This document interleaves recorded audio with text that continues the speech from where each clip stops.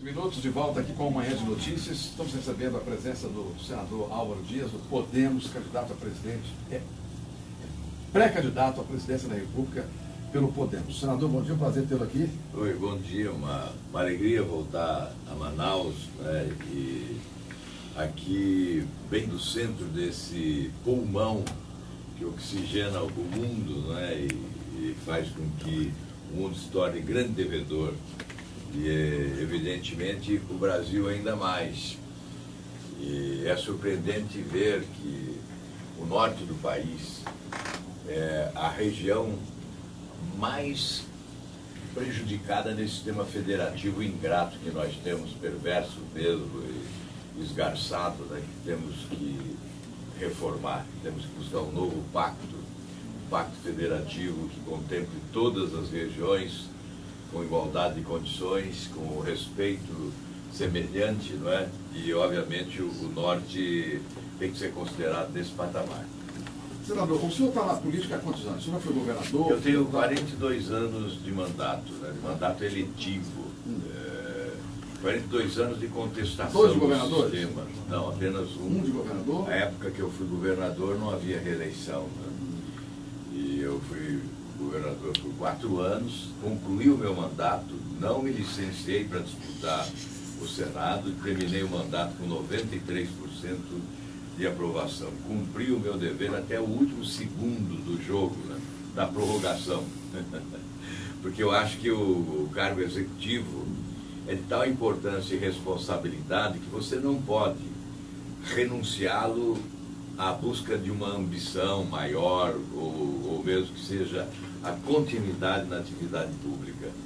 Eu fiquei 8 anos sem mandato depois que deixei o governo, exatamente porque quis cumprir o meu dever até o último momento. Era uma fase crítica, talvez a mais perversa crise financeira da história da administração pública brasileira, com inflação de mais de 80% ao mês, e era impossível planejar para a semana seguinte, né, os governos quebrados, e nós ficamos até o final para concluir com superávit, dinheiro em caixa, um grande programa de obras realizado e 93% de aprovação, segundo o Instituto Datafolha. Antes de chamar o Newton, eu queria fazer a primeira pergunta para introduzir o tema regional aqui, e em seguida o Newton, que está conosco aqui, o Newton Corrêa, que tem um blog muito importante na cidade, um site de notícias, ele vai participar da entrevista, senador. Bom, está em discussão no Senado Federal algo de muita importância para a Zona Franca de Manaus. O senhor sabe que a Zona Franca está para a economia do Estado, como o coração de um ser humano está para a vida de um ser humano, né? 98% da economia do Estado gira em torno da Zona Franca de Manaus. E há um decreto em discussão, que teve discussão ontem na Comissão de Constituição e Justiça, que tenta derrubar um decreto. Nosso ponto de vista é intocável. E, da minha parte, nada se fará que reduza um centavo sequer dos benefícios que foram concedidos, que, na verdade, não são despesas do erário. Trata-se de investimento, porque o retorno é muito superior ao que se concede. Ok, o Newton Corrêa está conosco lá do outro lado, vai falar com o senhor, o senador Álvaro Dias, que está aqui no estúdio. Newton, bom dia. Muito bom dia, senador. Viajar ao Brasil, falar com os brasileiros, como estou fazendo hoje aqui em Manaus, trazer a nossa proposta, a nossa mensagem. Eu acho que o país tem que ter alternativas.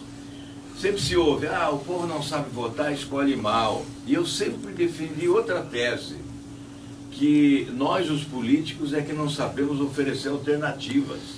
Veja na eleição passada, quem votou e ganhou não gostou. Quem votou e perdeu também não gostou. Quer dizer, todos perderam, todos nós perdemos, todos nós votamos mal. Então é preciso apresentar alternativas. Nós estamos apresentando esta alternativa que é, na verdade, uma resposta à contestação que sempre existiu da minha parte, desde os primórdios da minha atuação política, a contestação a esse sistema. Eu sempre fui inconformado, sempre fui inquieto, eu sempre fui contestador, sempre estive desconfortável onde estive. dizendo que nunca tivemos partido no Brasil, que não temos partido no Brasil, temos siglas para registro de candidaturas, e algumas delas, especialmente as maiores, foram consideradas pela Operação Lava Jato organizações criminosas. Então, eu sempre contestei esse modelo. Alguém diz, você tem 42 anos na atividade pública, de mandato eletivo, e agora vem dizer que vai mudar? Porque, ora, eu não fui presidente da República. Nós vivemos sob a égide de um presidencialismo de muito poder. O maior legislador do país é o presidente da República. Portanto, nesse regime, reformas de profundidade só ocorrem quando o presidente da República assume a liderança do processo. Um presidente com coragem, com honestidade e coragem, experiência administrativa, pode promover mudanças no Brasil. E nós estamos propondo a refundação da República, porque entendemos que com esse sistema vigente, nós não vamos alcançar os índices de crescimento econômico compatíveis com a grandeza e com as potencialidades desse país. O senhor falou em reforma de profundidade, reforma da Previdência é uma reforma de profundidade importante. Qual é a sua opinião sobre essa reforma? O senhor é simpático a essa mudança ainda no governo Temer, ou o senhor acha que é o próximo governo que vai fazer essa reforma tão necessária ao país? Bem, com esse decreto de intervenção no Rio de Janeiro, o governo Temer colocou na gaveta a reforma da Previdência, não há como aprová-la, porque trata-se de reforma à Constituição e está suspensa o decreto de intervenção do Rio de Janeiro impede que se vote emendas à Constituição. No entanto, nós temos evidentemente que propor uma reforma à Previdência, a modernização da legislação, a atualização da legislação. Podemos, inclusive, buscar exemplos de fora, modelos praticados em outros países que deram certo. No entanto, não é só a reforma da Previdência, é um conjunto de reformas. Ela, isoladamente, não apresentará os resultados suficientes para a mudança que necessitamos no país, principalmente diante do caos administrativo que se instalou. A casa está desarrumada. As finanças públicas explodidas, os governos que roubaram muito e foram muito incompetentes, eles destruíram as finanças do país. Os cofres estão raspados, então vai se exigir um conjunto de reformas. E nós temos que começar sempre pelo andar de cima, dando exemplo. Então a reforma do Estado tem que reduzir o tamanho do Estado. Por que tantos ministérios, secretarias, diretorias, coordenadorias, departamentos, agências, cargos comissionados? Nós temos que reduzir esse tamanho. Cresceu demais, engordou, o Estado brasileiro engordou para atender o apetite, esse apetite exagerado dos chupins da República, que se tornaram mensaleiros, filhos do petrolão, sanguessugas, chupins da República. Então o povo brasileiro trabalhando, 40% de toda a produção nacional circula nos cofres públicos e em apenas 2 itens, a folha de pessoal e previdência, 65% desaparece. Portanto, as reformas são necessárias. O Brasil é um país à espera de reformas, além da reforma do Estado, a reforma política, a redução do número de senadores, deputados federais, estaduais, vereadores, tem que cortar na carne. Nós temos que fazer sim a reforma da Previdência, com o rigor necessário, temos que conversar com o Brasil sobre isso. As pessoas haverão de entender a necessidade dessa reforma. Temos que fazer a reforma tributária. Nós estamos verificando que a economia não cresce.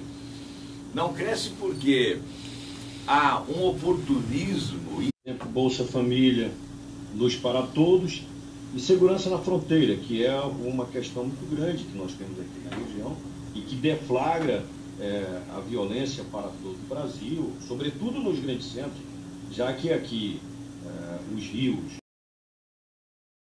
servem de rota para o escoamento da droga que vem de outros países. Queria lhe ouvir a respeito desses temas. São temas essenciais para todo o Brasil, embora localizados, Vamos começar pela questão da segurança. Nós temos uma faixa de fronteira de mais de 17 mil quilômetros. Eu conheço, por exemplo, o sistema de monitoramento, o chamado SISFRON, né, que custaria 12 bilhões de reais para monitorar a faixa de fronteira. Começou lá, em Dourados, no Mato Grosso do Sul, e está como começou, não andou. Havia um cronograma previsto para concluir em 2020. Agora, eu estive lá no 24º Batalhão do Exército, e a informação é que houve uma prorrogação para 2035. Então, imagine quanto tempo nós temos que esperar. E, evidentemente, equipamentos tecnológicos de hoje, em 2035, já estarão defasados. Nós temos que investir em inteligência, que é a ação preventiva contra a violência, especialmente na faixa da fronteira, e esses sistemas de segurança, como o Astros, como o SISFRON. O governo diz que não tem recursos, mas olha, tem recurso para construir porto em Mariel, aeroporto fantasma em Moçambique, metrô em Caracas. Nós temos que usar também o sistema financeiro público, os nossos bancos públicos, nesse momento em que há escassez de recursos dos cofres da União, para o desenvolvimento de determinados projetos. Nós temos Banco do Brasil, Caixa Econômica e BNDES. Eu, quando fui governador do Paraná, usei muito o Banco do Estado do Paraná, até para pavimentar a rodovia. Então, nós temos esse instrumental para, redirecionando os recursos do BNDES, por exemplo, aplicar em determinadas circunstâncias de urgência, né? A outra proposta que nós trazemos é a instituição de uma frente latino-americana de combate à produção e ao tráfico de drogas. Essa frente se vincularia à Organização dos Estados Americanos. Nós temos que ser implacáveis com produtores e traficantes e temos que oferecer mecanismos para a recuperação dos dependentes. Eu sei que cerca de 80% da criminalidade tem origem na droga. Se nós combatermos com eficácia a produção e o tráfico de drogas, nós vamos reduzir a violência no país. Em relação à logística, à questão da infraestrutura nesta região, tem que ser prioridade do próximo governo. Nós temos algumas reivindicações, a questão hidroviária, por exemplo, a questão da conectividade. O que é conectividade? É colocar a internet em todas as regiões da Amazônia, através de satélites. Há esta possibilidade e não é custo elevado como imaginam. O que há é atraso, o que há é a ausência de gestão competente. A hidrovia, por exemplo, a hidrovia do Rio Madeira, que é fundamental para o país, que precisa de investimentos, que há necessidade de sinalização, há necessidade de aprofundamento do rio em determinadas localidades, para que embarcações de maior porte possam também ser utilizadas no escoamento da produção. Aí a questão das rodovias, né? A 364, a 319, de Manaus a Porto Velho, esta é essencial, não é? E, obviamente, esses investimentos terão que ser realizados. Nós temos que buscar ou parceria público-privada, ou investimento direto, mas é inadiável a questão de logística e de infraestrutura na região norte do país. Senador, o senhor disse aqui no começo do programa, se tivesse assaltado a Petrobras, eu seria mais conhecido. Evidentemente, um conhecimento negativo. Mas o Lula não está se importando com isso. O Lula, que está em todas as manchetes negativas relacionadas à Lava Jato, que, aliás, o seu Estado é quem tornou-se um símbolo da Lava Jato, que é a sede da 13ª Vara da Justiça Federal, e onde estão todos os processos da Lava Jato. Como é que o senhor sente assim? O senhor fica angustiado? O eleitor, como é que está passando na cabeça do eleitor que continua dando essa preferência ao Lula, que está atolado em Será que está dando essa preferência? Vou dar um exemplo recentíssimo, né? Cuidado aí. Que liderança é essa? E como é que você vai fazer? Então, se é 30% um de 62%, não é 30% de 100%. O senhor vai ter 1 minuto na propaganda, 2 minutos no máximo. Como é que você vai conseguir? Isso é o que desejam, mas pode esperar que nós teremos bem mais. Né? Porque nem sempre o que se divulga é o que vai ocorrer, não é? Em relação às alianças, por exemplo. Eu, antes de entrar no estúdio, eu ouvi comentários sobre um candidato que está postulando uma aliança. Mas ele não é o único que está postulando essa aliança. Eu sei que o ACM Neto é simpático a sua. Existem 5 partidos discutindo candidaturas com o objetivo de apoiar em bloco essa candidatura. Isso daria 40% do tempo de TV. Então nós temos que aguardar para verificar qual será esse candidato escolhido por esses partidos, né? Então nós temos um tempo, provavelmente agora no começo de julho, nós teremos uma definição. E isso é que vai... Não dá para dizer quem tem tempo de televisão hoje. Então essas análises precipitadas podem induzir até o eleitor a imaginar que determinado candidato não é competitivo. Mas nós temos que aguardar. As cartas não estão na mesa, o jogo não começou. Agora é o jogo na Rússia. É a Copa do Mundo. Ô, Nilton, daqui a pouco começa outro jogo, né, Nilton? Sobre alianças regionais, senador, aqui no Amazonas, seu partido está muito alinhado ao projeto do PSB, com a candidatura a governador, presidente da Assembleia, Davi Almeida. Será assim? É esse seu pensamento em relação ao Amazonas? Ou o senhor acha que tem que abrir mais o leque de negociações, até mesmo que o senhor tenha outros palanques? Olha, nós sempre transferimos a responsabilidade às lideranças locais. Está aqui me acompanhando, inclusive, o deputado Abdala Frade. Abdala, o Souza, deputado Souza também. E o Souza também, que são líderes do nosso partido aqui no Amazonas, e eles estão conduzindo as conversas sobre aliança aqui no Amazonas. Agora, o que eu posso lhe dizer é que essa será uma eleição suprapartidária. As alianças regionais, muitas vezes, serão diferentes da aliança nacional. Por quê? Nós não temos partidos no Brasil, temos siglas para registro de candidaturas. Não há no Brasil partido programático. Então você vê, às vezes, um grande empresário, latifundiário, integrando um partido socialista que tem no seu programa a socialização dos meios de produção. Então, essa anarquia partidária do Brasil leva à prevalência dos interesses regionais em cima das siglas. Certamente, algumas siglas estão muito rejeitadas, especialmente 3 delas, as 3 grandes siglas, que são artífices desse sistema vigente no país, o PT, o PMDB e o PSDB.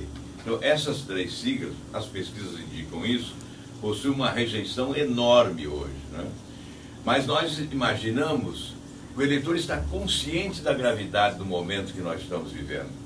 E as pessoas lúcidas e conscientes sabem que precisam influir para evitar a repetição dessa tragédia. Eu coloco com muita clareza o seguinte: eu tenho uma proposta que é de rompimento com esse sistema. Porque eu vejo que é muito importante prender ladrões, barões do país. Muitos já foram presos, outros ainda serão. Mas se nós não substituirmos esse sistema, ele continuará produzindo, continuará gerando novos barões da corrupção e o país continuará a patinar sem sair do lugar. Então, a minha proposta é de rompimento, é de ruptura com esse sistema, com todas essas reformas que nós discutiremos durante a campanha. Outros candidatos, todos os outros candidatos, eu não vejo ninguém propondo este rompimento. Por isso fica claro, quem quer a continuidade desse sistema, que é uma fábrica de escândalos de corrupção, que é a matriz dos governos incompetentes, né, que é o do aparelhamento do Estado, do loteamento dos cargos, do balcão de negócios. Quem quiser a continuidade desse sistema tem vários candidatos à disposição. Agora, quem quiser um rompimento para valer, uma ruptura para valer, aí tem esta alternativa do Podemos que nós estamos apresentando hoje aqui em Manaus e que vamos apresentar a todo o Brasil. na esperança de convencer os brasileiros que só um governo suprapartidário, longe desse conluio partidário, dessa arrumação de siglas, um governo suprapartidário que propõe um pacto nacional que reúna os brasileiros de bem, na política e fora dela. Os políticos de bem serão bem-vindos, só não serão bem-vindos aqueles que jogam no time do quanto pior melhor. Todas as entidades, instituições, associações do mundo privado serão bem-vindos nesse projeto, num pacto nacional para mudar o Brasil para melhor. Não há como ficar assim. Senador, eu sei que o senhor tem uma agenda muito extensa no dia de hoje, e eu estou recebendo muitas perguntas aqui no WhatsApp sobre renúncia fiscal, de cigarro que entra no Brasil, enfim, mas em respeito à sua agenda, que é extensa, a pessoa que está desempregada, temos muitos desempregados hoje, que está ouvindo o programa, qual a mensagem do candidato a presidente da República, Álvaro Dias Praes, que está desempregado e quer voltar ao mercado? Olha, o caminho para a geração de emprego no país é exatamente a refundação da República. É algo mais complexo, porque nós temos que fazer várias reformas, e algumas delas nós denominamos aqui quais são. Mas certamente, além dessas reformas, a credibilidade do governante vai vender ao mundo a imagem de que nós aqui estamos combatendo para valer a corrupção, que o Brasil voltou a ser um país sério. E com isso nós faremos retornar os investimentos estrangeiros no nosso país. Vamos melhorar o ambiente de negócios com a reforma tributária, simplificando o modelo, desburocratizando, porque no Brasil hoje é muito difícil você empreender. É muito difícil você constituir uma empresa, é muito difícil pagar imposto, é muito difícil exportar, é muito difícil importar. Para registrar uma patente leva 11 anos, para registrar um defensivo agrícola leva 7, 8 anos. Portanto, o país não se desenvolve desta forma e não gera emprego. No momento em que nós desgarrarmos o setor privado dessa atrapalhada do setor público, convencendo os empreendedores, podem empreender, podem investir, haverá regulação competente, haverá segurança jurídica para os seus investimentos, não haverá todos esses empecilhos burocráticos. Nós teremos um sistema tributário simplificado. Podem investir, que nós vamos arrumar a casa aqui do setor público e logo à frente nós nos encontramos. Então, se nós melhorarmos o ambiente, nós vamos começar já a produzir empregos. Não é possível viver num país tão rico como o nosso, de riquezas extraordinárias, né? Exuberantes, é um país com esses contrastes, 52 milhões abaixo da linha da pobreza, milhões de desempregados. Nós só temos 30 milhões, 33 milhões de trabalhadores brasileiros com carteira assinada. Nós temos uma força de trabalho de mais de 90 milhões de brasileiros trabalhadores. E onde estão eles? No subemprego ou no desemprego. Então, é preciso explorar melhor a riqueza desse país, as potencialidades. Os nossos governantes precisam pedir perdão ao povo brasileiro. O que eles fizeram com o nosso país? Como fizeram isso? Não é? Então, o Brasil vai se encontrar com a verdade nesse ano. E o eleitor tem que ser consciente, não tem que ficar em casa não, tem que ir votar mesmo. Tem que usar essa arma que ele possui, que é o voto. E tem que votar escolhendo exatamente o que ele deseja para o seu futuro. Esse país está mergulhado num oceano de dificuldades. Nós vamos eleger alguém que não tem nenhuma experiência administrativa. Qual foi a experiência desse cidadão para pleitear a presidência da República? É a pergunta. Aonde estava quando o Brasil estava sendo assaltado? Na trincheira de combate ou lá à sombra do poder, mamando nas tetas gordas do governo corrupto? É essa pergunta que o cidadão brasileiro tem que fazer. Nós temos a oportunidade agora. Ou mudamos agora, e olha, aqueles que na política não aceitarem a mudança serão atropelados. Serão substituídos na primeira oportunidade. Mas acho que eu não respondi uma pergunta aí do Bolsa Família, né? Parece que você... Não, a renúncia fiscal, o ouvinte pergunta, que o Amazonas está na mídia nacional todos os dias aí, principalmente na última semana, coloca aqui como se fosse um paraíso de renúncia fiscal. A nossa renúncia fiscal é em torno de 25 bilhões, 24, 25 bilhões. E a renúncia do país é um absurdo. É quase 300 bilhões. Não, olha, a renúncia do país no ano passado foi 354 bilhões, o equivalente a 4,5% do produto interno bruto, a 30% da receita líquida. Aí vem falar da renúncia da Zona Franca de Manaus. Isso é um absurdo, isso é um absurdo. O que nós temos que acabar é com essa farra lá de fora. Como é que é? Tem retorno, né? Exatamente. Nós temos que acabar com essa farra da renúncia fiscal lá de fora, das outras regiões, com renúncias que beneficiam setores localizados, em detrimento do país.